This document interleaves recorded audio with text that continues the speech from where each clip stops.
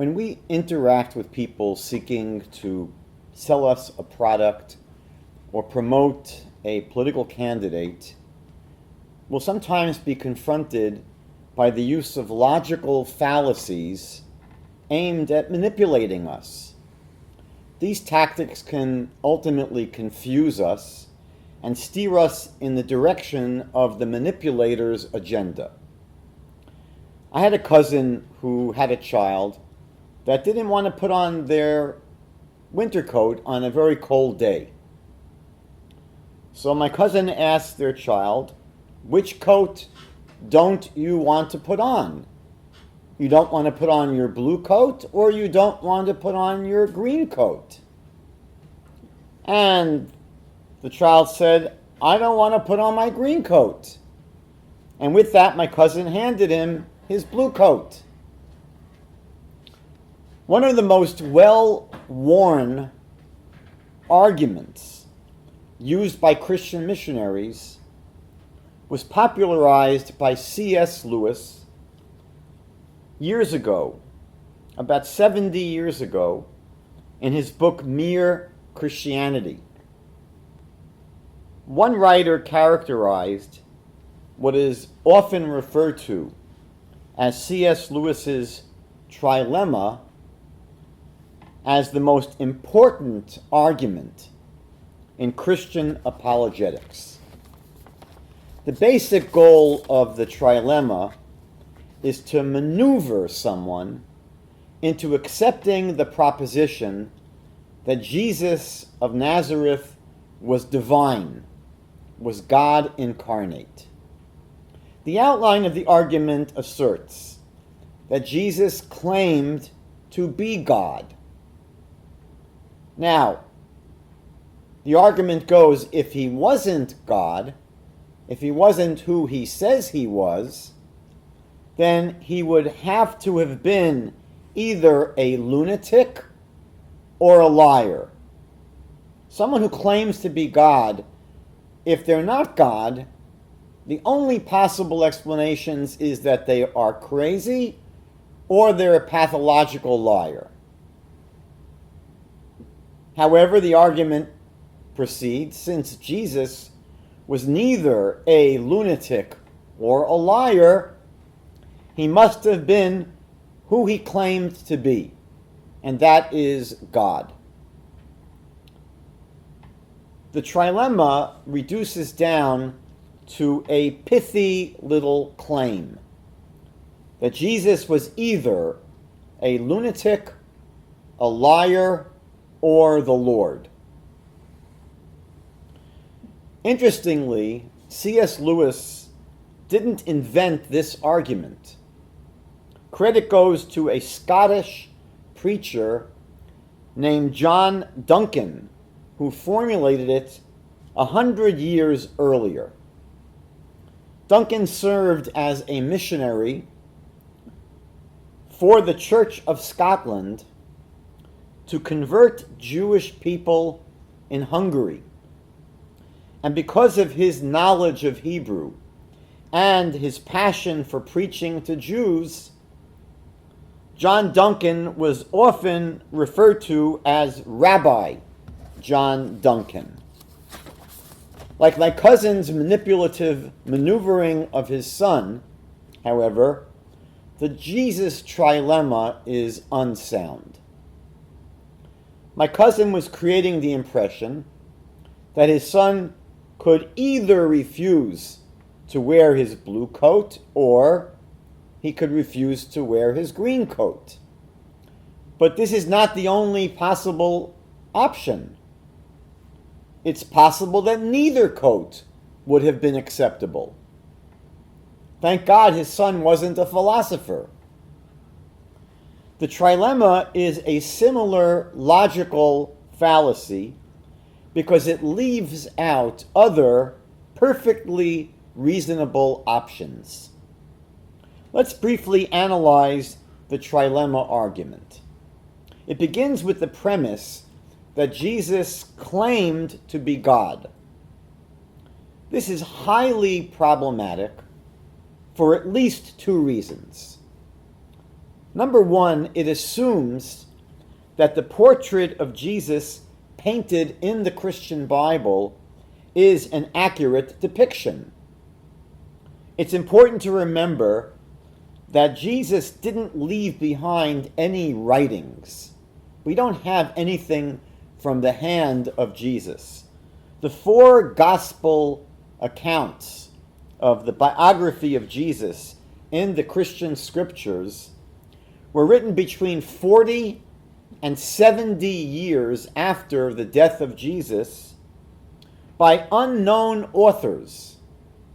Traditionally, people assume they were authored by people named Matthew, Mark, Luke, and John, but none of the documents actually say that those are the authors. These are just traditions that have become accepted in the church.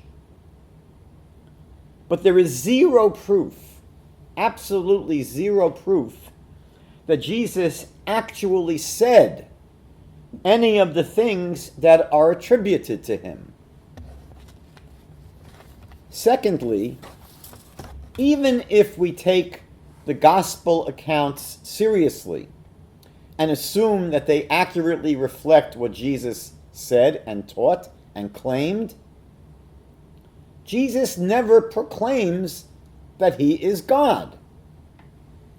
For example, in the Gospel of John chapter 10, verse 30, where he allegedly says, "I and the Father are one," this doesn't mean that he's claiming to be identical with God. The Greek word for one in this verse, which is hen, means at one or together. Jesus is saying, I am at one with God. A way of saying I'm close with God. For example, in John chapter 17, verse 22, Jesus says that he is one with his disciples. Now, no Christian assumes that this means that Jesus' disciples were divine. So the very Christians who assert that when Jesus says, I and the Father are one, and they assume that means that Jesus must be God because he's one with God, so because the same Jesus claims to be one with his disciples, does that mean that the disciples are also divine? They're also God? No Christian would agree to that, because in point of fact, the expression, I and the Father are one, is not a declaration of someone claiming to be God. In point of fact, we often see Jesus distinguishing himself from God in the Christian Bible. So, for example, in the Gospel of Mark, chapter 10, verses 17 through 18, someone comes to Jesus and says, Good Master, what shall I do that I might inherit eternal life? And Jesus responds, Why do you call me good? There is none good but one, and that is God. So here you see Jesus explicitly distinguishing himself from God. Don't even mention me in the same breath, he says to this young person. Now, let's go further. Even if Jesus claimed to be God, even if that were the case, that would not make him God. However, the entire thrust of the Trilemma is to eliminate ways of understanding an assertion like this that would negate its implications of divinity. So the argument asserts that the only alternatives to taking a declaration that Jesus was God would be that he either was insane or that he was a liar. And the argument assumes that if we eliminate these two possibilities, if we eliminate the idea that he was insane, and we eliminate the idea that he was a liar, then the only alternative must be that he was exactly who he claimed to be. Of course, there is some degree of psychological manipulation at work here, because the argument assumes that no one would dare suggest either possibility. Who's going to say that Jesus was a liar or that Jesus was a lunatic? The argument just assumes out of hand that no one would have the gall to say such things. So before we address this, let's point out that the fallacy of the trilemma argument is the assumption that there are no other possibilities but these three. That Jesus was either a lunatic, a liar, or the Lord. But it's obvious that the trilemma deceptively leaves out other possibilities. For example, Jesus was simply wrong. He was mistaken. He may have sincerely believed that he was divine. That may have been the case. But we don't have to harshly accuse him of being insane or being dishonest. He was simply mistaken. He was wrong about who he assumed that he was. Also, the trilemma presents a false dichotomy between someone who is totally sane versus someone who is stark raving mad.